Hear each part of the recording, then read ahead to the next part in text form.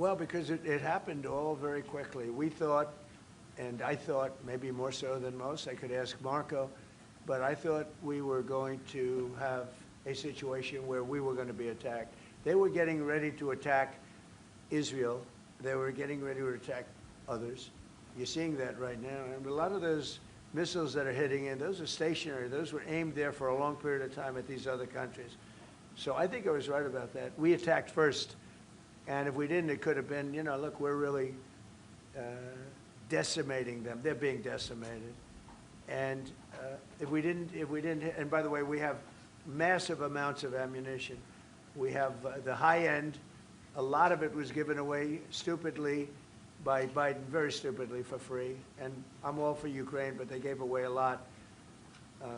As you know, when I give away ammunition, everybody pays for it. The European Union's paying for it. Then they can do what they want with it, but they are giving it, let's say, to Ukraine, and it's okay. But we gave away a lot of high-end, but we have plenty.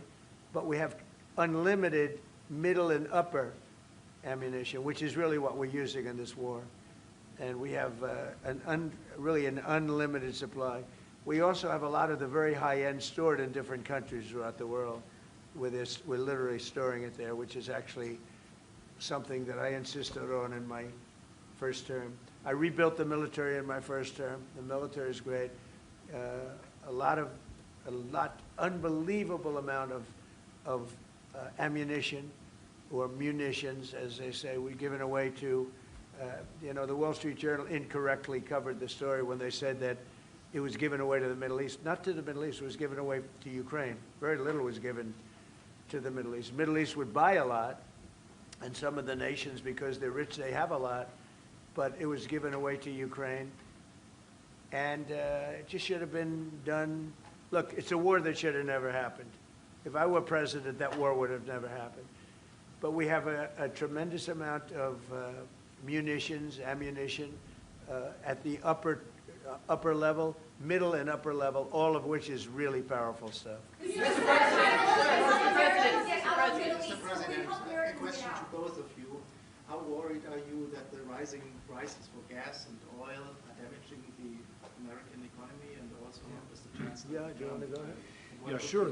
This is, of course, damaging our economies. This is true for the oil prices, and this is true for the gas prices as well. So that's the reason why we all hope that this war will come to an end as soon as possible, and we are hoping that the Israeli and the American army are doing the right things to bring this to an end and to have really a new government in place who is coming back to peace and freedom. Yeah. Something had to be done. And it's been 47 years. They've been killing people all over the world for a long time. They were the kings and fathers of the roadside bomb. Soleimani, we killed him last term. If we didn't, I think it might be a different story today. They would have been much stronger and smarter than they are. But they did the roadside bombs. 95% of the people lost their legs, arms, had their face wiped out, just wiped out. I've seen some young people that it's so sad to watch. And that was almost all, 95% comes from Iran and with Soleimani. Soleimani loved his favorite weapon. He loved the roadside bomb. And when you see people walking around with no legs and no arms and a face that's been blown to hell, these people, what they have to go and the way they have to live, this is Iran.